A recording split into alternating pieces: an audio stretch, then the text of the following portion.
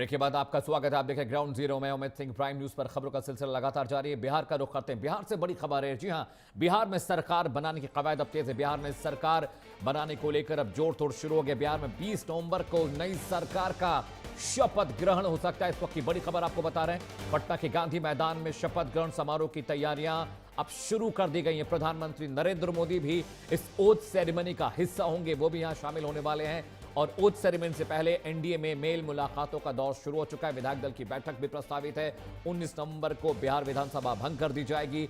इससे पहले नीतीश कुमार राज्यपाल से उन्होंने कल मुलाकात भी की थी। तस्वीर हम आपको दिखा रहे हैं। पटना का अणे मार्ग जहां पर सीएम आवास है, साथ ही साथ विधानसभा के आसपास भी तमाम हलचलें आपको देखने को मिलेंगी।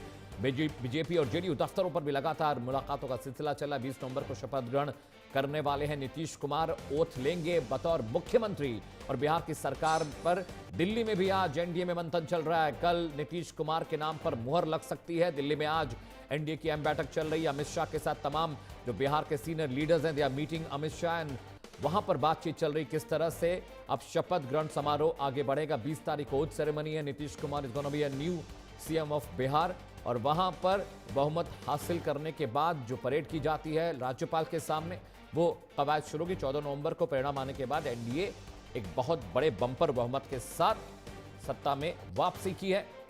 रुक करते हैं ग्राउंड जीरो पर। मेरे सहयोगी वहां से जुड़ रहे हैं, उनसे हम पूछेंगे कि आखिर इस वक्त किस तरह की वहां तैयारियां चल रही हैं, किस तरह की गहमागहमी वहां देखने को मिल रही है।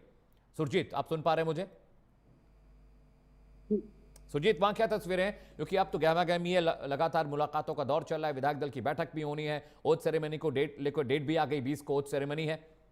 सुरजीत जी बिल्कुल, यहाँ पे नई सरकार बनाने के लिए जो है यहाँ पे बैठकों का दौर यहाँ पे शुरू है और लगातार जो है एनडीए के नेता एक दूसरे से मिल रहे हैं। और इस बार जिस तरीके से बम्पर जीत मिली है तो सरकार के पास जिम्मेदारियां भी उतनी ही पड़ी है। इस तरीके से यहाँ पे सरकार ने वादा किया है कि बिहार के 38 जिलों में उद्योग लगाएंगे।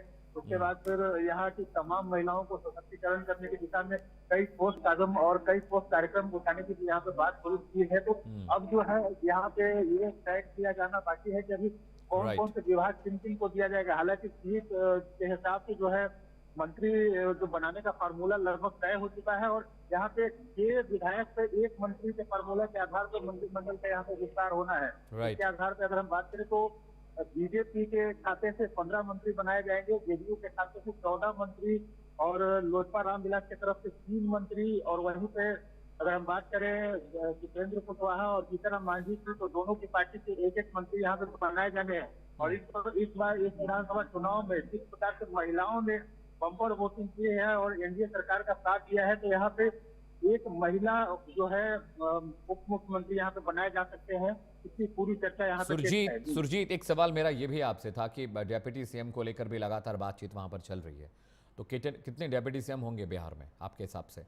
एक बीजेपी से होगा, एक जेडीयू से होगा, और सीएम की बात चल रही है। यहाँ पे जो है 2 डिप्टी सीएम की बातचीत हो रही है, जिसमें कि एक डिप्टी सीएम जो है बीजेपी की तरफ से बनने की संभावना है और दूसरा डिप्टी सीएम जो है चिराग पासवान की पार्टी लोजपा रामविलास से बनाने की तैयारी चल रही है।